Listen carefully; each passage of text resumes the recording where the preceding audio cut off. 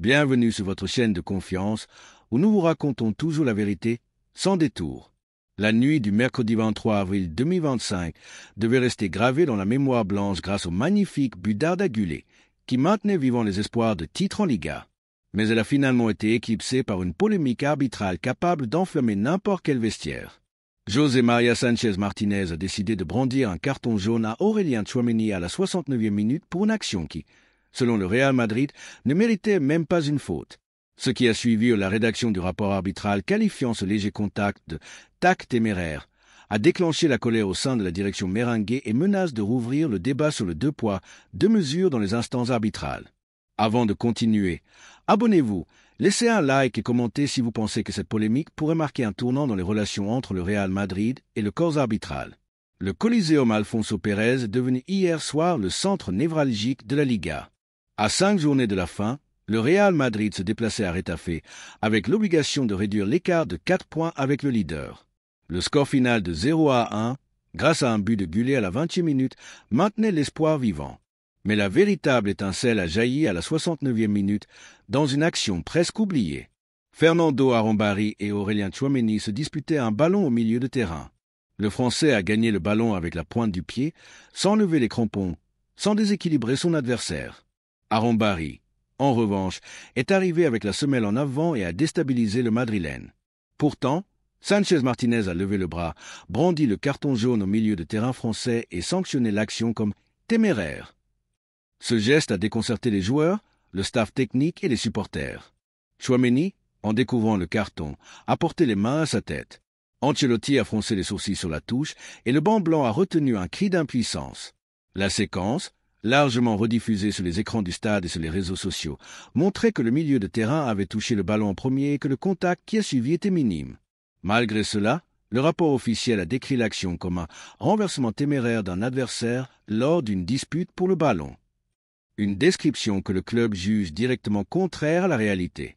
Dans le vestiaire du Real Madrid, l'ambiance est passée de l'euphorie pour le but de Güler à la tension face à l'injustice du carton jaune. C'était le 4e carton de Tchouaméni qui se retrouve désormais à une seule amonestation de raté.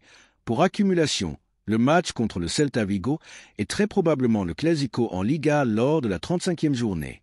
Le club a décidé hier soir de faire appel de ce carton, non pas avec l'espoir qu'il soit annulé, les cartons jaunes sont rarement retirés, mais pour enregistrer officiellement cette injustice et documenter le parti pris que, selon lui, certains arbitres affichent à l'encontre du Real Madrid.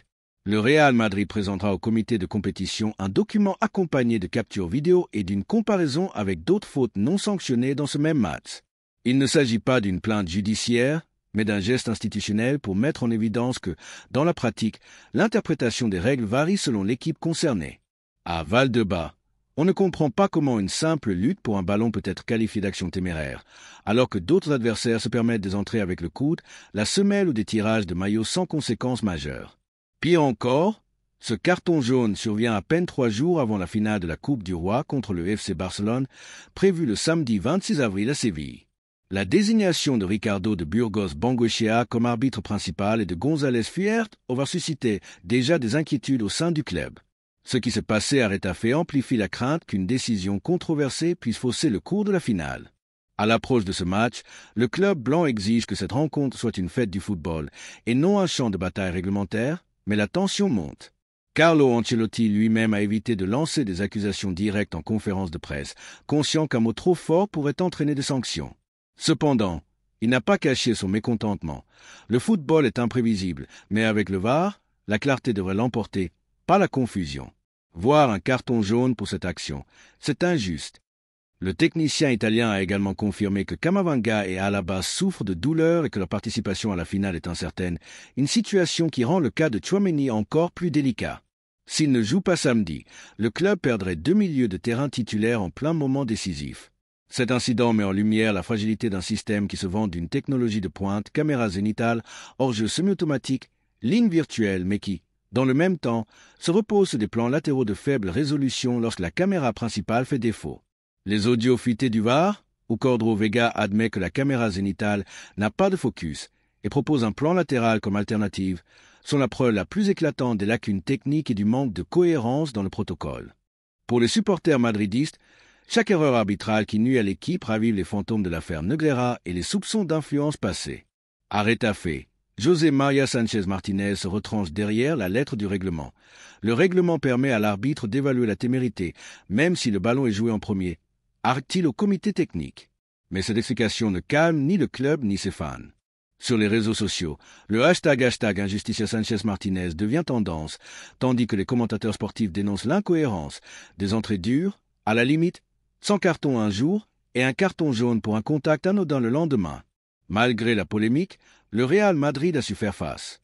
Après le carton, l'équipe s'est repliée en défense, Courtois a brillé avec 2 interventions décisives dans les dernières minutes et Valverde a scellé la victoire avec un but à la 93e minute. Ce succès par 0-1 redonne du moral pour la finale, maintient la pression sur le FC Barcelone en Liga et renforce l'idée que, malgré tout, l'équipe trouve les ressources pour s'imposer. Mais le sentiment de fragilité arbitrale persiste. À Valdebebas, on prépare un dossier répertoriant les décisions controversées de la saison. 6 buts annulés par le système semi-automatique pour le Real Madrid, 2 pénaltys douteux non sifflés, et une disparité dans les sanctions par rapport à d'autres équipes. Les services juridiques envisagent de transmettre ce document à la Liga et à la FEF pour exiger une révision des protocoles et garantir que la caméra principale fonctionne tout au long du match et non seulement pour les actions favorables. Pour la direction, l'appel contre le carton jaune n'est pas une fin en soi, mais un moyen d'envoyer un message clair. Nous ne permettrons pas que des décisions erronées définissent nos aspirations, affirme-t-il. Le club soutient que si la Coupe du Roi ou la Liga se joue sur un critère arbitral irrégulier, le préjudice sportif et d'image sera irréparable. Tout en reconnaissant que le VAR a réduit les erreurs grossières, ils insistent sur le fait que l'absence d'une image clé à un moment décisif est aussi grave qu'un mauvais jugement. En parallèle, les joueurs se sont entretenus en privé avec Ancelotti. Le vestiaire s'accorde à dire que la meilleure réponse est de rester concentré sur la finale, de laisser le terrain parler et d'utiliser la polémique comme carburant. Vinicius Junior se montrait serein. Nous savons qui nous sommes et de quoi nous sommes capables. L'injustice existe, mais nous répondrons par le football. Bellingham, qui a échappé à un carton à Retafe malgré 2 entrées musclées, a commenté avec un clin d'œil. Au moins, cette fois, ce n'était pas pour moi. L'ambiance à Séville promet d'être électrique. La direction merengue finalise les préparatifs pour la finale, mêlant optimisme et prudence. Le club a vendu 95% de son quota de billets et organise un stage de concentration dans un hôtel près du stade de la Cartuja pour protéger l'équipe des distractions. Le message interne est unanime. L'arbitre doit passer inaperçu, l'attention doit rester sur le Real Madrid. Mais le carton à Tchouaméni et le rapport numérisé ont montré que le silence ne garantit pas la neutralité. La grande question est maintenant de savoir si cette mobilisation institutionnelle parviendra à renforcer la fiabilité du VAR, au contraire, attisera les tensions entre clubs et arbitres. En Angleterre, la Premier League publie les ralentis et les audios en temps réel. En Espagne, la transparence a révélé des lacunes techniques et humaines. L'ARFEF a convoqué une réunion d'urgence avec la Liga et le comité technique pour revoir les protocoles, mais beaucoup au Real Madrid estiment qu'il manque des mesures structurelles, doubler les caméras zénithales, assigner des techniciens dédiés à chaque stade et instaurer des sanctions pour les arbitres qui commettent des erreurs graves dans la rédaction des rapports.